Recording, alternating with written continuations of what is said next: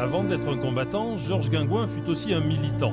En 1935, à 22 ans, le jeune instituteur adhère au Parti communiste, mais très vite, son indépendance d'esprit s'avère aussi forte que ses convictions.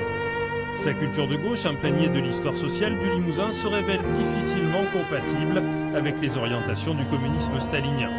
En 1940, quand Guingouin appelle à la résistance, Staline et le Parti communiste français cherchent encore à négocier avec les Allemands. La directive essentielle de la direction du parti, à ce moment-là, en 1940, c'était pas de résister, mais nous sommes le parti de la fraternité des peuples. Nous devons être sans haine vis-à-vis des soldats allemands. Nous sommes très loin de la résistance. En 1942, alors que Guingouin multiplie les sabotages, Gabriel Roucotte, responsable du parti, vient le voir et le somme de cesser son action. Guingouin refusera. Alors ma situation était extraordinaire. J'étais déjà condamné aux travaux forcés à perpétuité par Vichy et j'étais exclu, pour ainsi dire, du parti par Gabriel Roucotte.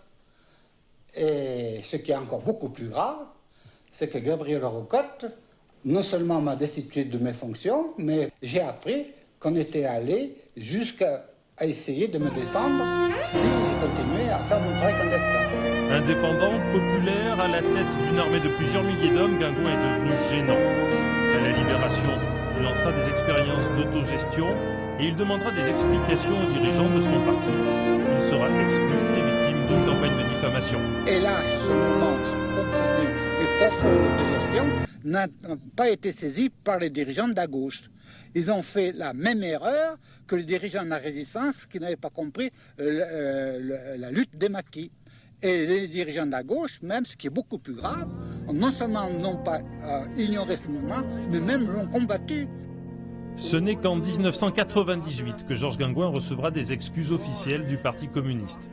Redevenu simple enseignant dans l'Aube, il n'a jamais changé de conviction.